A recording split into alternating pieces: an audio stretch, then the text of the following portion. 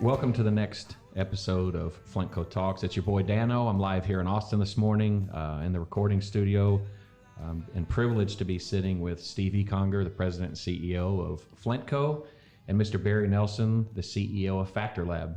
How are you guys doing this morning? Doing great, Dano. Happy to be here. Yeah, great. Good to see you, Steve. Fantastic. Thank you, Dano. Thanks for letting us come in. Yeah, very glad to have you here. So I wanted to open today with just a little bit about yourself. And Barry, can you tell us a little bit about yourself, a little bit about FactorLab, and why you think you're in the hot seat today? Let's see. So grew up in construction. My dad was a builder, and then that means I swore I would never be a builder if you grew up in the building trades. But anyway, then you get into it, and I've been in the technology construction business for, probably the last 20 years. And I think I'm here today to talk about the journey that, we're on with Flintco on helping create daily planning conversations that, drive better outcomes. Absolutely. Steve, why would you say that Barry's in the seat today? Barry's here today because, we're always looking for how do we solve what we're trying to do? How do we reach a better solution? Even though we might be on a really good path, we're looking for how do we do that a little bit better. And when we came across Barry and our folks started talking about what this might allow us to do, it hit on so many levels for us. Obviously safety is a piece that we keep at the very forefront. But this actually has some implications that can help us do other things as well. So Barry, tell us about what it is. What are we talking about here? Well, and I think you guys, you know a little bit about this, so sure. we'll get into it. I'm going to ask you some questions. So we're talking about this application called SmartTagIt that, and I'll do this, but I want you guys to kind of talk a little bit about what you're really doing with it. Where the guys go out in the field every morning, and instead of filling out a form, they record their daily planning conversation.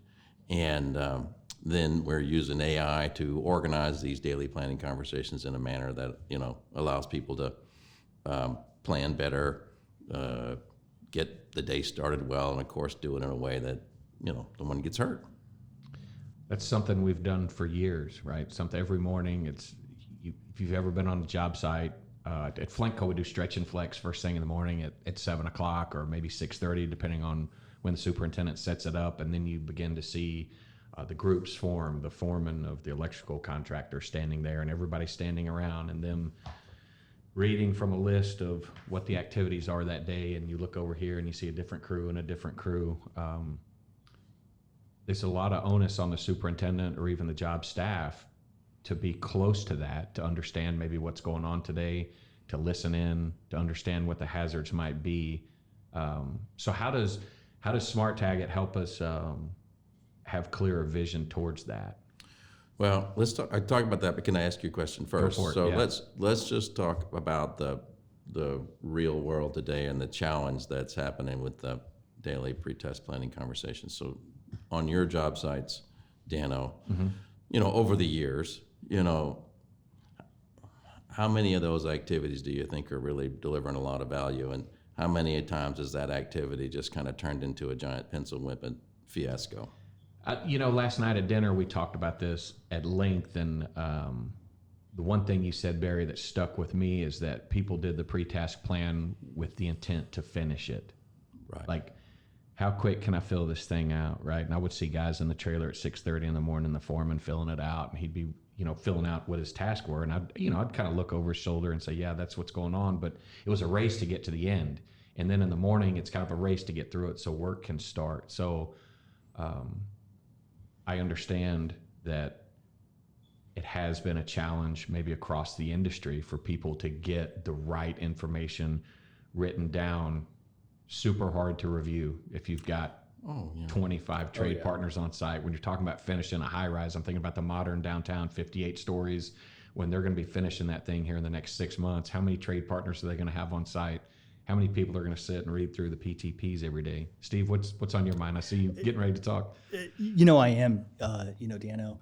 Thinking about this, when we thought about what are we trying to get out of a pre-task plan every day, And really what we're trying to get out is that conversation about what's the work that's going to happen today, and have the whole group that's involved in that work think about what the risks are and how they're going to prevent them. So, before, when we had just a foreman sitting down filling out a pre-task plan, yes, he would have some conversations, but for the most part, that conversation is happening within that person's head. That's right. Rather than within the whole group. And so, I liken it back to when we looked at implementing safety helmets. We looked at at the root, what is it that we're trying to solve? And, at the time we were trying to solve, how do we make sure we don't have traumatic brain injuries on our job sites? And so regardless of what the solution was, that's what we were trying to solve for. And we came to the safety helmet solution. Like that, we're looking at how do we drive the conversation among the group of people that are doing the work. And we just feel fortunate that we found a tool that we think is going to help us do that. Well, I appreciate that. We're very grateful to be on the Flintco team. And I think we're kind of getting at it here, and maybe this will get to it. Something changed, that was bigger than all of us, over the last few years relative to technology. And so, I'll give you an example. If you think back to this, everything we've been talking about right now has been very consistent for 20 years. That's what we wanted. And so, some people would go out and they would lead a good conversation in the morning, and they would plan those out, and then some people wouldn't, right? Some people didn't even know they were supposed to. I mean, we're a whole wide spectrum of different folks, right? So then somebody came out with a well-intended idea, and they said, what I think we're going to do? I want everybody to do this, so we're going to have everybody fill out a form. Right. I'm going to make you write that down, and so you take that thing and you write that down. And then you got to take that thing and then you got to read it to these people. And people said, okay, that's a pretty good idea. All right, I'll do that. Right? Yeah. And Hook, what line, happened? and sinker. We were in. We're all in. And then we spent years and hours and countless amount of time browbeating people to go through this activity. And somewhere along the journey, we lost track of what Steve was trying to say, which is, well, why are we doing this? Are we doing this to get the piece of paper filled out so I have it in the deal so that if, God forbid, something happens to you, we can get it out and yell at you? Is that why I'm doing this? No, it's not why I'm doing this, but somehow we lost it. Anyway, back to the technology part, it was purely by accident on a job site, the independent building here in Austin, that we discovered that technology could play a role in helping us rethink this thing. And so, yes, you still need it's a good idea to plan that, take a moment, write down your thoughts so that you're organized. But if you record the daily planning conversation, just let people talk normally, just listen, let them talk. You'll discover a lot more. We discovered a lot more than what we originally thought we were even looking for. Because it turns out you'll start to hear well, maybe they talk about hazards and controls, maybe they don't. Maybe they talk about the work, maybe they don't. Maybe, and this is, I think, a big deal, hopefully we get into some of this, maybe we don't even have a really good definition of what is a good conversation. And then whose fault is that? Right?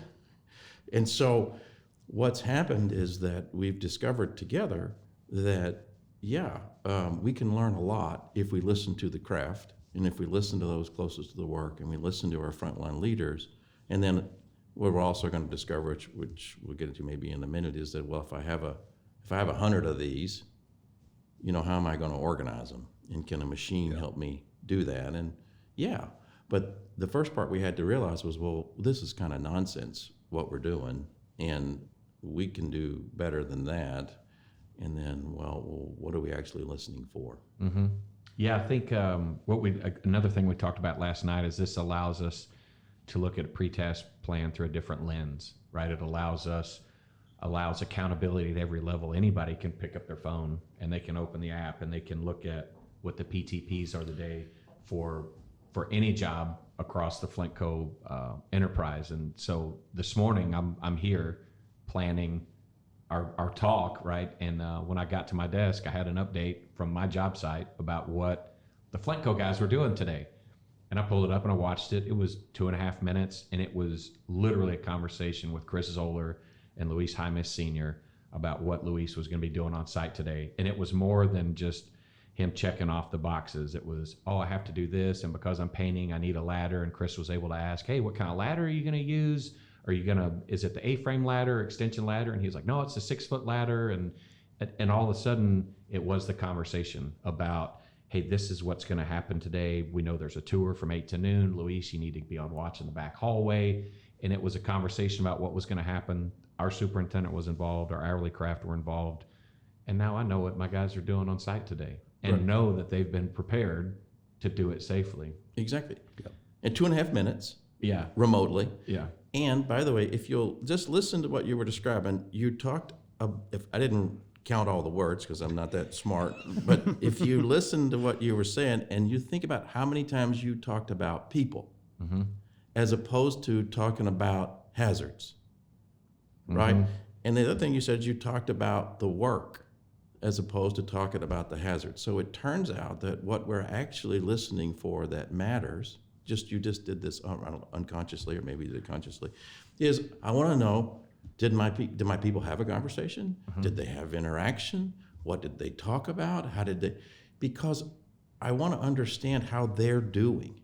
And one of the things that's different about Flintco is you care about the people and we care about the leaders. And it turns out that this little daily planning activity, which we can use a little app to, collect what we're doing and record the conversations, is really a way to peer into the soul of the company in a way that we've never been able to do it before. And then the question is, well, what are we actually looking for or listening for?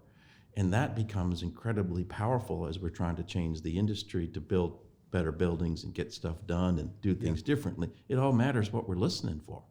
Steve, how does that resonate with you when he said the care factor? That's what I was thinking, and I know you've got a comment about that. Well, yeah. I mean, it's that's always been our focus, is the people and making sure that they're planning for what's going to happen that day. And so, I guess just thinking about what you were just saying, Barry, I mean, one of the things that's really powerful about this is that we have we can look into what's happening on different project sites, which is great for, like, I don't get out to every project site every day. Sure. I can look into that. But what's even more powerful is that's open to every one of our people that is on every one of these projects. So they can look into how are other people having these conversations every day and start to raise that level of what a really great conversation looks like. So people are having the talk about, what's the work I'm going to do today? How am I going to plan for that? What are the tools I'm going to need to use? How I'm going to set those up? You start to build that ability to do that at just a much faster pace. I watched another pre-task plan this morning from the St. Jude project, and they were doing backfill. And one of the guys talked about when you're backfilling, be careful next to the wall because there's sharp objects pointing out. Like, raise your hand if you ever ripped your vest on a snap tie that wasn't broken off the right way. That's something I've never thought about or never even seen when you're seeing a backfill pre-task plan. And I've just kudos to that guy for bringing that up and saying, hey, here's just another hazard that Dano and Austin could see this morning, what's going on in Memphis today, which to me is, it's phenomenal. It's great visibility across the enterprise, and just to be able to recognize an hourly guy over there that I've never met. But believe me, the next time we're starting backfill, I'm going to be telling my guys, watch out when you're walking along the wall. There's snap ties that could be broken off wrong, and they'll grab you, right? They'll get you real quick. I think we're big believers in the more people you get involved in the conversation, the more ideas, the better ideas that come up. And I think that's what's interesting is when we start to have a conversation on a job site and everyone that's there is involved in talking about what the work is, you're just more stuff is gonna come to the surface, and more of the things that you look out for. I mean, it's a great example, Dano, that we could have that backfill activity on 10 projects and no one would bring that piece up, but now that it's been brought up, people are thinking about that piece, and you're thinking about it. Absolutely. Right. Yeah. And it's authentic. So again, this is this transition that's really important that I don't think any of us really expected. If I'm having to fill out a form, or I'm filling out the form, I'm trying to get the form filled out to answer the question. I'm thinking in some ways, I guess, it depends, by the way, it's kind of an insult, by the way, to make people who have like a third grade education who don't speak our language fill out a form in English and us stick it in a box. I think that's a sin, but that happens in our world. But anyway, the point is filling out this form. What that guy did in that thing that you example, he was thinking authentically about whatever it was that he was doing. Mm-hmm. And then magically, he did like knowledge transfer to you because it was normal. Yeah. That's how we communicate. And what we're seeing now with technology is this new way to look at these, I don't know, challenges, whatever you want to call it, through just a different lens, right? And it doesn't need to be fake. What I find from these conversations, the ones that are the worst, well, the ones that are worst are just like some guy like reading something because they just thought, oh, okay, I want to, now you gave me a thing and now I have to read this on video. And because nobody, if you just have magic technology, but you don't have a culture, you don't have leaders who say, well, I know for 20 years I've been conditioning you to read off this piece of paper, but I actually don't want you to read off the piece of paper. I want you to have a real conversation. Then that works. So the worst ones are readers. Another one is like there's preachers. There's people who feel like I need to give you like a lecture in the morning. Mm-hmm. I don't personally want a lecture in the morning. Thank you very much. But that's kind of terrible. But the others are what I call this sort of performant. And you can see a lot in the culture of an organization where they're doing the conversation as a performance for the safety guy. Mm-hmm. So they think, because back to your deal, like I thought because they want to do what you want. They're sure. Trying. You told me to do this. We're trained to do that. Yeah. Exactly. Yeah, I'm trying to do what you want. So what do? They say, okay, we're going to do 3 points of contact, stand on the ladder, slip, trips, and falls, and it's horrible. Mm-hmm. And what do they need? They just need someone to see, either a peer or someone to say, hey, look, I just want to show you, like, maybe you could just talk naturally about what we're doing and we can have an authentic conversation and we can have some dialogue. I think that's one of the things that I've seen that's so neat about it is when I go on and I watch some of the videos and I see what people are up to, sometimes they're not a great video. Like it's not a great video production. Correct. But it's a real conversation. Yep. And that's really what we were after, when we did this piece. And so you're right. I think it would be easy to set it up as it's going to be this perfect video that someone is up talking about it, and that to someone that might look like it's a really good safety message, but it doesn't get to the conversation. And that's what it is that we were really focused on, is making sure that conversation happens, because that's where we think we're going to figure out what are the hazards we need to look for that day, how are we going to get our work done most productively, all these things tied together if you're talking about them. That's right.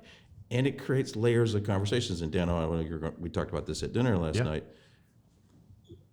Again, I didn't know 4 years ago when we got into all this. You think about it, you think that the thing I'm trying to fix is the guy having the conversation. What you're really realizing is I'm really trying to fix what I'm doing to influence the guy in the conversation as leaders. Yep. You follow me?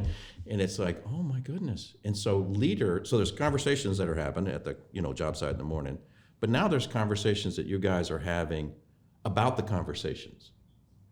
And those conversations of like, are we going to reward and recognize people? What do we really want? Do I want a perfect video, or do I want an authentic conversation? We couldn't have that conversation because we couldn't see the other. You follow me? And then it goes up. I think it's back to, we've been trained as managers, and managers check the box. Hey, this is done. Yep, got the PTPs in today. Box is checked. We're ready to go, right? But leaders are the ones that are going to help influence, right? And I've got my ethos card out in front of me here, and one of the things that I've underlined on mine is complacency is not part of our culture, right? And kudos to the ELT and the folks that wanted to roll out SmartTagIt, because like you said, over the last 20 years, we've been conditioning our people to fill out a piece of paper.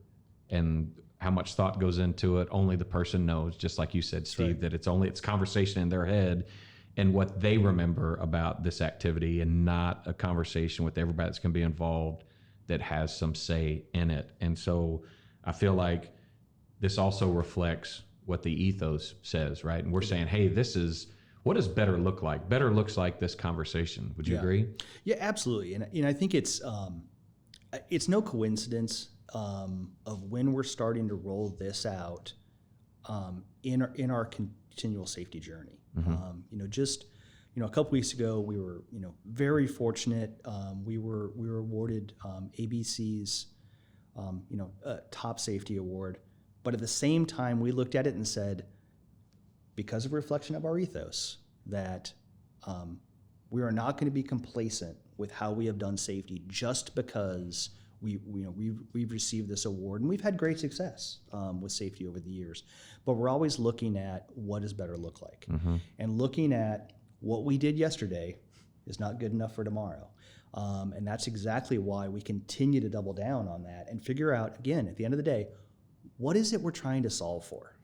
And let's solve for that, not just solve to get the award.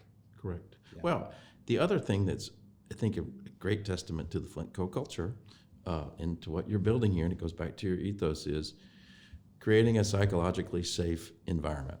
And so if you haven't read Amy Edmondson's book, everybody should read it.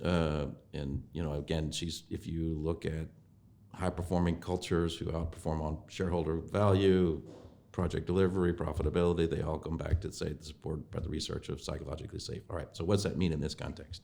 What that means in this context is people are not afraid to be on video and make a mistake because there's no consequences for it. The reason that Flintco is able to do this, and by the way, win the Pinnacle Award and do the things that you're doing, is this: people are not afraid to make a mistake. People are not afraid to say, you know what, some of these conversations are terrible. We're not even having some of these conversations. That's okay, by the way. And by the way, we're going to look at this and go, wow, we can do better. We can. I look at that. I'm not proud of that.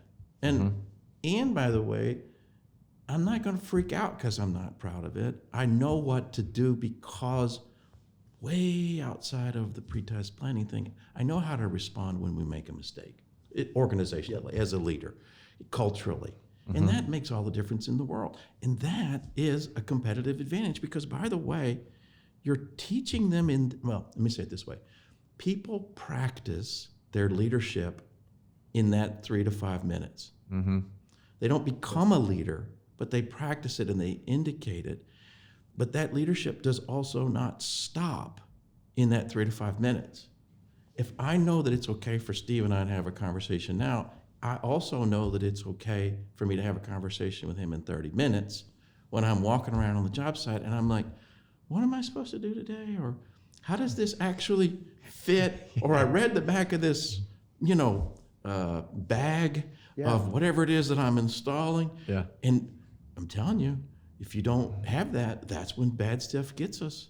And it's not related just to injuries. It's having that open conversation where someone can look and say, I'm not sure I have the right tool for what I'm doing today. Yeah. Or, what we see so often in this business is the tasks that you plan at 7 a.m. are not the same tasks you're doing at 1 p.m. Right. 100%. And whether that is recorded or not, if it opens up the ability to have that conversation about here's what I'm doing now, do I have all the right things to do this in the right way? Which is safety, but is also the right way to do work with quality, productivity, all the other pieces that go to it. Yeah, I totally agree. When we had a stand down last week just to talk about safety across the company, and that's one of the things that our group brought up at MER was kind of like, hey, issues happen when the work plan changes and it's not planned again, right? And that's something we brought up to our trade partners and said, hey, let's make sure that the plan at 7 o'clock, when it changes at 1, let's take another 5 minutes. Let's recenter the group. Everybody get together and talk about what's going to happen this afternoon, because that's when you end up with the bag of whatever that you didn't plan that morning. Or that's where you end up with, oh my gosh, we don't have the right ladder, we don't have the right tool. Yeah, the Sawzall will work for this. Before you know it, it breaks and the blade goes everywhere, and hopefully your guy had his safety glasses on and is protected. I want to go back to another thing that you said a minute ago, Barry, is about how do we know what a good conversation looks like? Right. And I likened it last night to a conversation with your toddler about how to tie shoes, right? When your daughter or son or your child is learning to tie their shoes and they do it wrong, your first reaction is, hey, you did it wrong, right? But, well, what good does that do, right? Yeah. What does it teach them? It's like, okay, well, how do I do it different? And then it's like, hey, it's the loop, swoop, and pull, and let me show you one more time how to do it. And that's what having the good conversation is about, is setting the example, right? And not only Flintco can look at these, our trade partners, I'm sure, can look at what other people are doing on site as well, and learn as well, or even be able to contribute to look out for their brother, to look out for their sister that's also working on site, going, hey, I've installed conduit above ceiling, and I understand in this building you have to do A, B, and C. If they watch it and they see something that's not there, it's kind of like, hey, let's talk for just a second. Or maybe they get with the foreman or the superintendent at Flintco is, hey, I know this trade partner's working over here, and this is something they need to look out for. Yeah, I mean, this is, I think, key. You also said something a second about that change thing. I'm going to tie all these threads together. Mm-hmm.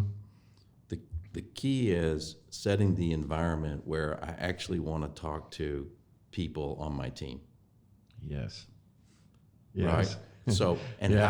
how do I do that? How do I, as a leader, do that? Because everybody thinks that they do that. Like, I don't think anybody who's out there running work is saying, well, I'm a total turkey and nobody wants to. No, we all think that we are. But how you, and that is very relevant, because we can have all these processes and preaching and all this stuff that says at 1 o'clock you got to get back together, blah, blah, blah. And so that's all good. And I know, by the way, here in Texas, weather changes, right? Yeah. And there's a storm that's coming in. Yeah. And what do we really want? Do I want you to know everything about what you're supposed to do? Or what do I want? A relationship between you and the people that work with you, that you will go to somebody, whoever is appropriate in this case, and say, hey, look, lightning's coming in, what are we going to do? We gotta move quick. We got to do this and this. How are we going to do that? That team is much more likely to be successful, not only in getting out of the rain, right, but everything else that goes along with it for the day, because they have a relationship. Now, what's that have to do with tying shoes? It has everything to do with tying shoes, which is that if I say to you, it's loop, scoop, and whatever, and I'm a turkey about it, or I show it with love, and I actually, my son or daughter or whatever, not to be too paternal, you know what I mean, feels like it's okay. Now, try and do that with words. You got one journey.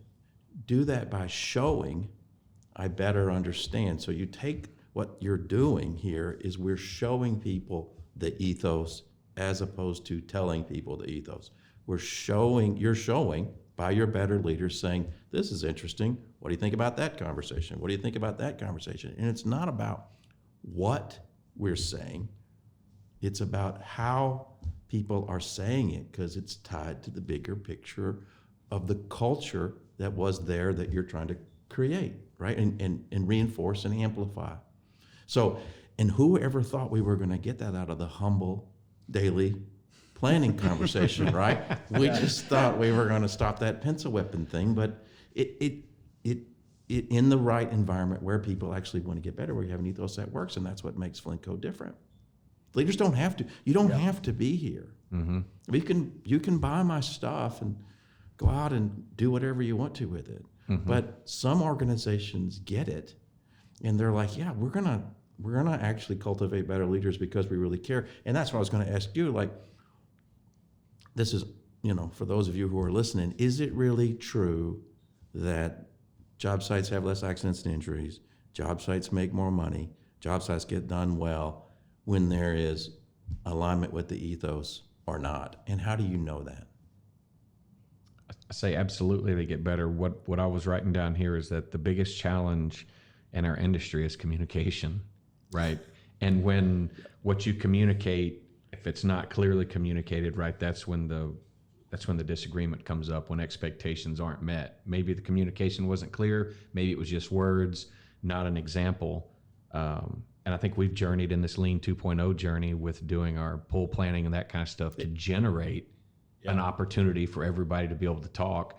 This is another opportunity, right? Flintco Talks started with the opportunity to create a safe environment for our people, the Flintco people, to understand and be able to bring up to their supervisor if something's going on in their life, they need a little PTO to take care of something.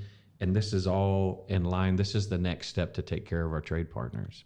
Dan, I was thinking that same thing, and I'm excited that you got there. Just I actually wrote down here on mine Lean, and I was thinking, really are the two guiding principles of Lean. And so I think this makes sense that this is just another step in our evolution, and it's not a safety evolution. It's just the evolution of the culture and how we continue to drive it. the two, main, tenets of lean are respect for others and continuous improvement. And so exactly, if you're having that conversation, you've opened it up, it's because you have the respect for everyone in that group. And it is another way that we show it and another way that we receive something back by doing that piece. And so, I think what you were just saying, Daniel, it is exactly on that same path that we've always been. And you're doing it because it works. Because it works. And that's the message people to understand. Yeah.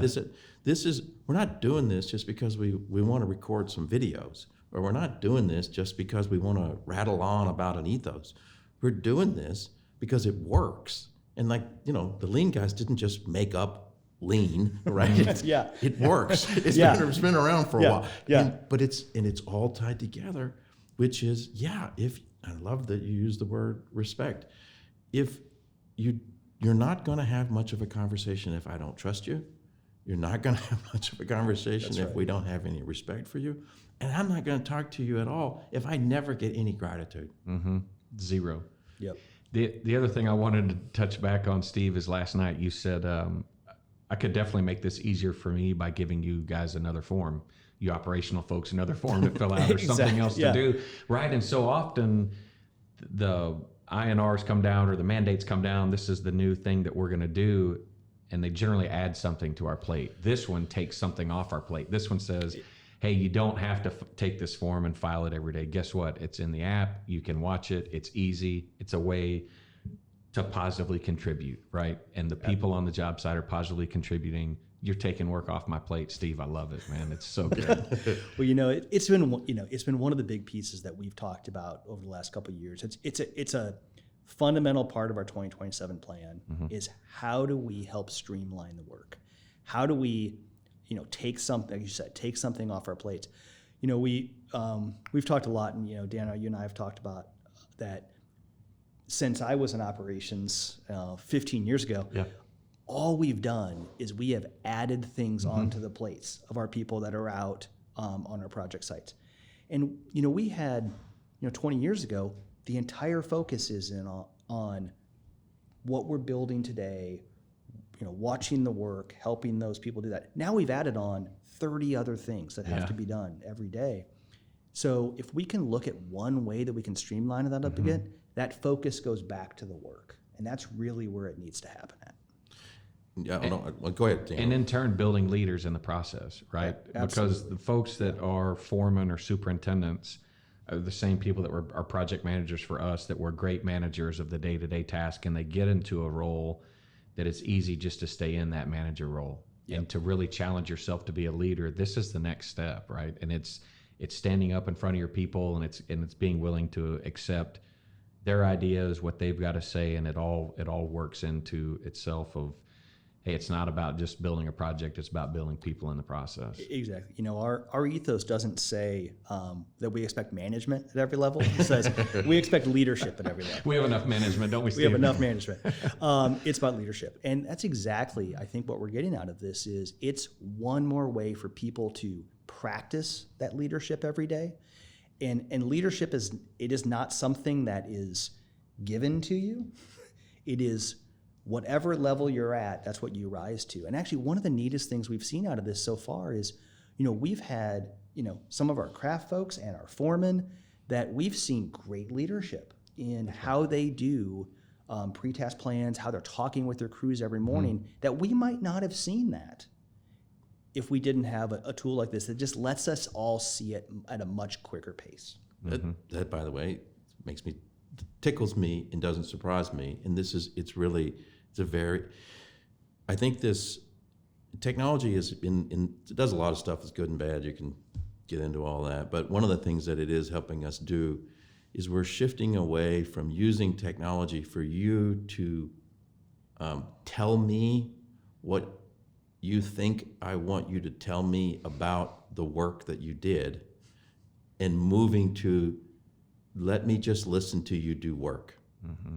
And in this case, the work that you're doing as a leader is leading. And in this case, you're going to spend 3 to 5 minutes leading. Now, what that does is it allows us to listen and to figure out, well, okay, is that the is that the leadership that I'm looking for? And if so, we have a way to amplify and multiply. And if it isn't, we can take the content that we already have, which are the good leaders, which might be hidden, and let other people see them and come to their own conclusions about what they think about that leader leading. You will never get that from a form, and we'll never get that from the old way of, hey, you got to come out and tell me how you did your thing, and I'm going to fill out a stupid survey. I mean, there's a time and a place for all those things, but this is the new way of thinking about it. If you're grounded in an ethos, psychologically safe, I really care, we are going to get better, it's okay to make a mistake.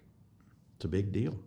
Yeah, and I like the care level because I feel like that's something that's important. It's maybe something that hasn't been brought up in the last 50 years in the construction industry, right? We're all macho, we're all type A, we're suppress your feelings and get out and do the job and, pull up your bootstraps type people, and that's what has made this country incredible. But I think what makes the company incredible is the care level, right? And the ability to forward think and say that, hey, this is what better looks like.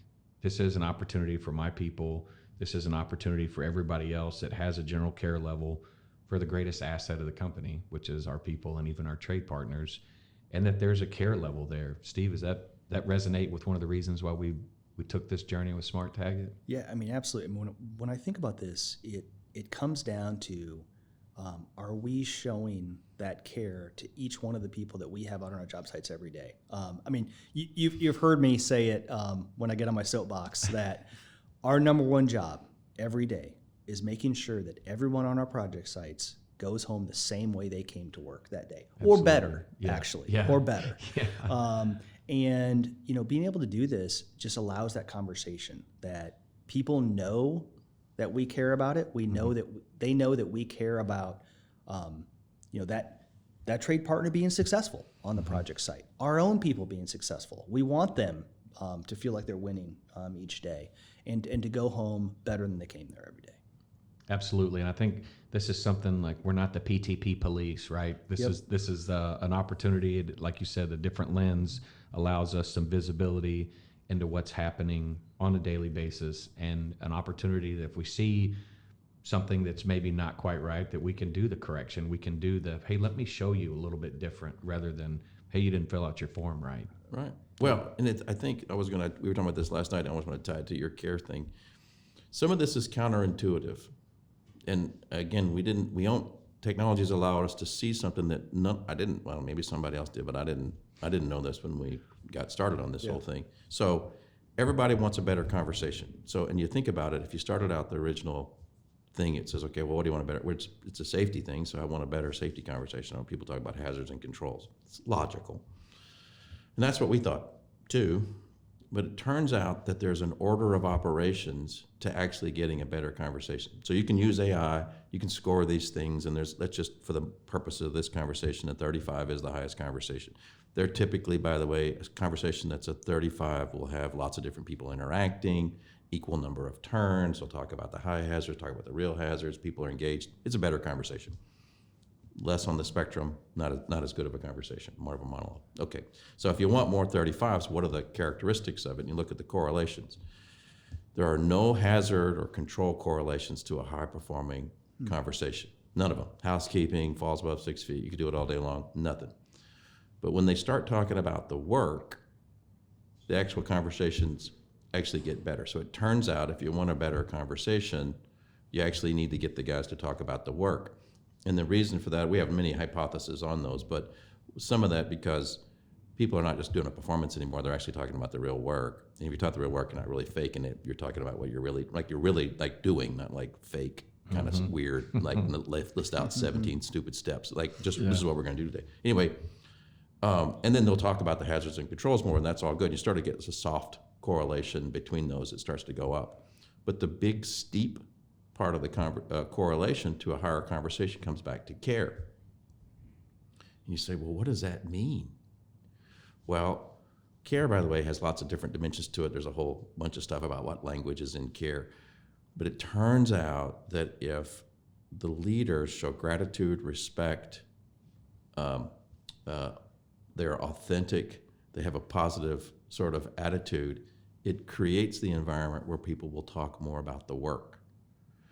And when they talk more about the work, then they talk more about the hazards and control. So it turns out that it's not just care as in this soft thing that it's difficult to understand. It's leaders create the environment where the men know that the two parties care about each other. I actually care about doing a good job today. I actually care about us getting this done. I actually care about you. Then they actually talk about the work. And then when they actually talk about the work, they talk about the hazards and controls. So if you want a better conversation, teach your people not to be jerks in the morning, right? If that's what you want. Now, if you don't want that, then just go rattle off hazards and controls and you'll get what you're going to get. But if you don't have a culture that cares about that, then you're never going to get there. And the problem is we can say all this until we're blue in the face, but until you see it, I as a leader don't exactly know what you mean. Back to what you said before, Dano, this communication of care, I think it's widely misunderstood, right? It's not kumbaya, Barney, hug you stuff. Yeah. It's, I'm looking you in the eyes, you're on your meds. Cool. Yeah. Right? Yeah. Are you good? You got what you need? How, you know what I mean? And there's a few seconds, and by the way, what's your research that supports this? A few seconds of a normal conversation so that we, maybe not even necessarily about the work, let's get going. The best conversations, there's laughter. Mm-hmm. Why? Because they care about each other. You can't sort of, I don't know how to say it, and that comes from, not from the 3 to 5 minutes. It comes from the other 7 hours and 45 minutes, right? That manifests itself in this 3 to 5, and that's what you're doing, right? Yeah, absolutely. And that's what I wrote down. What you just said was about the gratitude, respect, authenticity, and positive attitude. And I think you don't have the authenticity when somebody's reading the 2-page toolbox talk about ladder safety or about SDS, right? And it's real life examples that people will bring. And then also the positive attitude, right? What's great about the video is you can see if your foreman is down. Right. Easily, and maybe it's a Friday morning and the foreman's kind of like, hey, we're here and we're doing this, we're doing that. It's a trigger to my superintendent to say, hey, let's go check on him, see what's going on. And, then you find out, oh, his daughter was in the ER last night, something going on, or, dad had a fall and had to take him to the hospital. And it's kind of like, hey, are you fit to be here today, right? Are you fit to lead? And also the positive attitude doesn't have to just be brought by the foreman. Right. It doesn't just have to be brought by the person that's bringing it. Anybody in the group now has the opportunity to chime in or create the joke or create the know-how or let me show you, this is something I typically do. You're doing it today. Let me tell you. That's right. And then everybody can bring the weather, and it's not just on the foreman. And if they've had a long night, somebody else can be the pick-me-up for the crew. That is 100% correct. And it's setting the expectation. We're all in this together. Mm-hmm. We're got to get this done. That's such a great tie, isn't that we're all in this together. I mean, we talk a lot about, part of our job is to look out for each other. Right. And if you get everyone on that crew thinking that same way, that we're all out here responsible for each other, we're all out looking for each other, you're just going to get a closer tie on what they do every day. So. And go ahead, I'm sorry. One of the things I thought so interesting as we started to go into this, we look at our data a lot, and what does it tell us? And I think what we never thought was, is there a way to look at our data about what a good conversation looks like? Right. And then use that to help show other people what a good conversation looks like. Because, we don't think we have anyone, and I really believe we don't. We don't have anyone who doesn't care about doing it well. 100%. They just might not know what a great conversation looks like. Totally. And to all of us, stepping in on, lining people out on what we're going to do today, what that work is, until you've done it, you haven't done it. Right. Yeah. And, as we continue to grow the workforce, we need to be able to show people what that looks like and what really good examples are. And I think one of the things that's so great about this is we can look at that data. We can see what a good conversation is. We can promote those good conversations. And it allows us to learn at a faster pace and continue. We believe we are a learning company. We are continuing to improve, but you need to provide those examples so people know what it is they're looking for. That's right. And these indirect challenges were also, so rock kickers, right? So you got a guy who's in a conversation, and I have a guy, let's say I'm a young leader. And by the way, I got my trade guy. I just showed like nobody, I don't have the Flintco culture. I'm just here to, do my thing. And I got two people kicking rocks in my meeting. Who's going to help me with the rock kickers? What's the right way to deal with the rock kicker? These are the things that we, by the way, as leaders, as an industry, we're all in this together. We have to help people. And it is not, by the way, yell at the rock kicker. That's right. No, you can't do that. Well, right? Believe me, it's humanly possible, but doing that is a bad idea. But the point is, there needs to be dialogue about that. There has to be coaching. And as leaders, as the general contractor on these job sites, you can choose to take it, the responsibility to say, how am I going to help other people with their real problems? Which is, how do I help Larry with his rock kickers, which will not only help Larry with his daily planning conversation, but it's going to help him have a better relationship with his crew to be able to solve his problems, which is going to help me get my job done, which, by the way, is going to help the next guy down the road, maybe my competitor, get their job done. But we're all rising, all boats are rising with this tide. That's the big deal. And you can show people examples. There's lots of stuff that you can do, but we couldn't even begin to work on these problems previously because we had no chance of, the cost was too high. Let's just say it that way. And so that's what's exciting and what's interesting about this. It is. Thinking about engaging the rock kickers, as you say, I mean, we talk a lot in this industry right now. The workforce that we need to build the amount of work that is coming is greater than what we've ever needed before. Well, we have less workforce. So we can't afford to have rock kickers leave because we're not engaging them. Right. We have to engage every part of the workforce that we can get to our job sites to be able to do what we want to do every day. And I think you're creating an atmosphere on the job with the care, with the authenticity, with the positive attitude, that the people on the job help take care of the rock kickers. Right. That when everybody has this opportunity to be a leader and everybody has the opportunity to be heard, it's kind of like, hey man, get with the program. Like, are you really going to kick rocks again today? Like you did it yesterday. Like, come on, let's get it together. Let's make sure that we're working as a team today to accomplish the goal, right? And don't drag us down, man. We don't need your negative attitude. Help us. And Dan, I thought you hit on just a great point earlier. Is that person that might be a rock kicker today, they may not have been yesterday. We've all been rock kickers one day where other things are going on in life and just kind of has you down, you're not engaged. And I think even today is even more important that we are engaging people every day and we're able to pick out, boy, they're not engaged today. And because we're having this conversation, I can recognize that they're not and go ask questions about that and how can we help everybody at every level. It's so important. It brings you back to something y'all were talking about earlier. So you may or may not know this. Conversations are not consistent.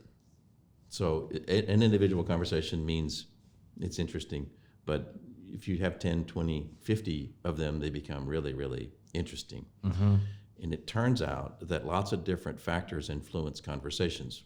You got stuff that's going on individually, but the big one that we don't talk about very much, pressure. So ABC owner just told us we got to be out of this building by end of the month, 2 weeks from now, right? Something's changed, blah, blah, blah, blah, blah, all the stuff that's happened. Guess what can happen immediately? Clocks in those brains start spinning up. Well, guess what? It manifests itself in what? How they talk to each other. Yeah. So if you don't have a baseline, first of all, we don't have any conversation what we're talking about. Then we know what a normal conversation looks at. Then we start. And by the way, no one says, "Oh, my clock is starting to think differently." I'm gonna, what I mean. We don't do that. Yeah. But You follow me? Like, hey, suddenly I'm not asking any questions. Suddenly there's not as much participation. Suddenly we're just kind of, we're getting on with it. The people didn't change. You know what I mean? Like they're still the same leaders. They're the same. We have an opportunity as an organization to say, take a beat. We do got to get out by the middle because the owner says we're going to go do it. But now how are we going to do this? It's akin to the lightning thing. Like, yeah, the world's changed. Now what are we going to do? Mm-hmm.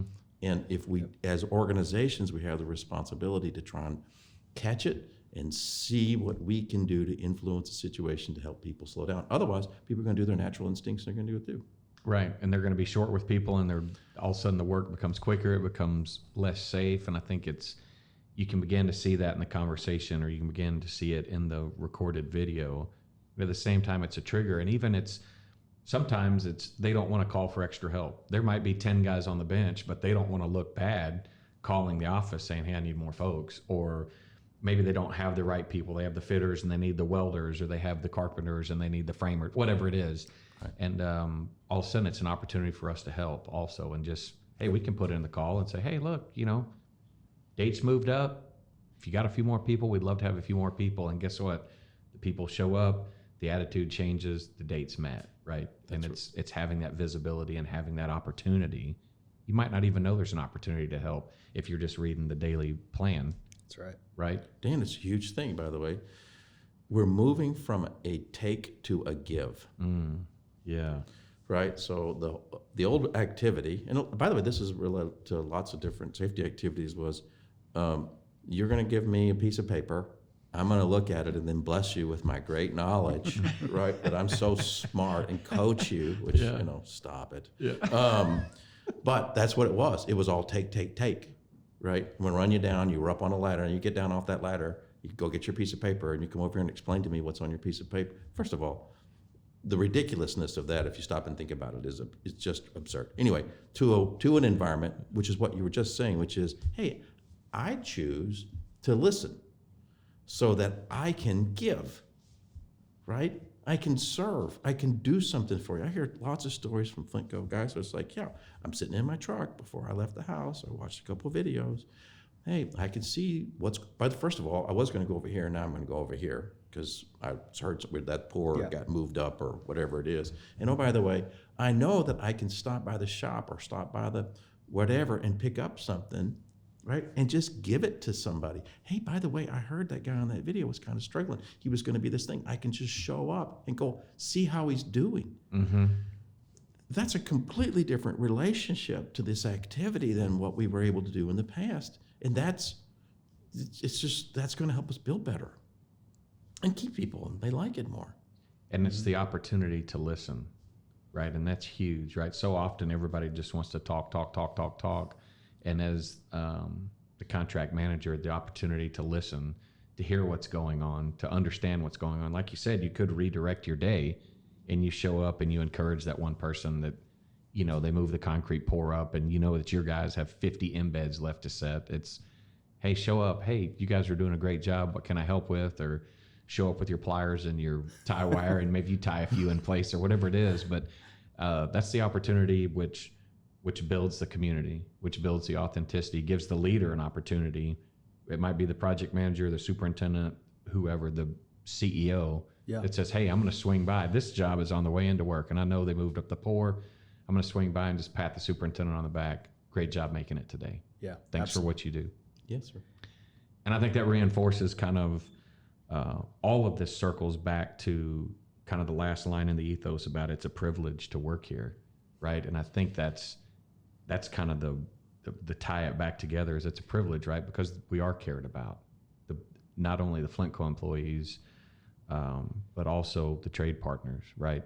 And it's all facilitated by this easy conversation every morning, which takes work off my plate, which is a beautiful thing, right? What's your thought about the privilege to work here, Steve? Was that kind of part of what y'all were working for as we took on the SmartTagIt journey? I think we see the success we're having with SmartTagIt because we have that because we already had that built into the culture of the company, that we were looking for, how do we, continue to move it forward. And we want everyone to be successful. We want to be a better place for people to be.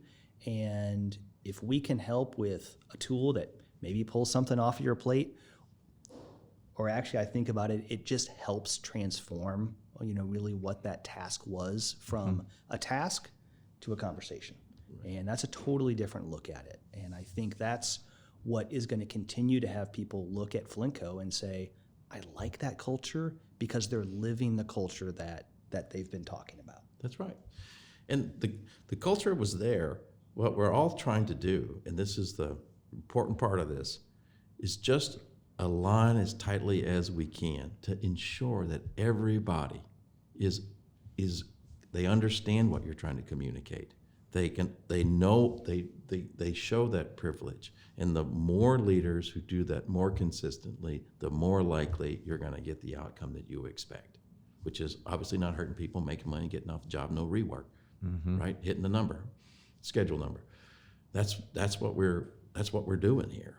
And better leaders do it. By the way, you got some people who do it naturally. They comes to them and they got it. They came with all that kind of stuff. And then you got, just like you were talking before, you got some new people who are graduating high school who have maybe didn't come from the best environment. Maybe lots of factors.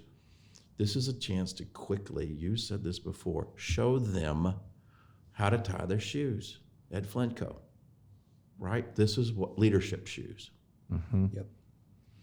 And ethos shoes. And it's people, by the way, are quite smart. They don't need pandering and PowerPoint slides. If I watch this thing and this guy, you say, look, like here's a video of a guy reading somebody. You think that's good? No. Here's a video of a guy actually having a conversation. What's that guy do? Which one of those do you want to do? I want to do that one. Okay, do that. Great. They'll do it. Maybe they won't do it perfectly, but they'll do it. And maybe they have some rock kickers. You'll help them. Yeah. But we don't need 20 years. Right? For that guy, that young man to be a good leader. And by the way, you help out like really quickly. If you struggle with it, there's people like Daniel that come and talk to you and say, well, I'm struggling with this. I don't know how to do this. Why are we doing these things?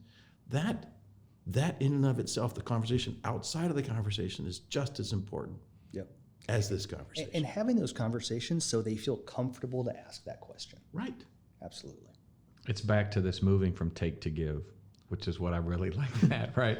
It's an opportunity rather than take the form, but to give back, and for us to be able to give back to the people, and for the people to be able to give leadership opportunity and give back to the crews and us as well. So, Callie, I love it. SmartTagIt it's coming to a job site near you if you're on a Flintco job site. And thank you. It's been awesome having y'all on today, Barry. It's been a pleasure. Steve, it's great to have you on as well. I appreciate the time. Appreciate the technology, and really looking forward to what Flintco continues to turn into.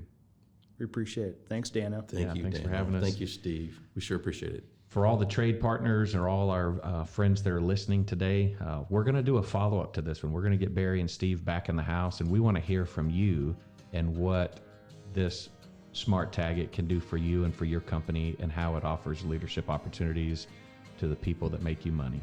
Thank you. Been such a long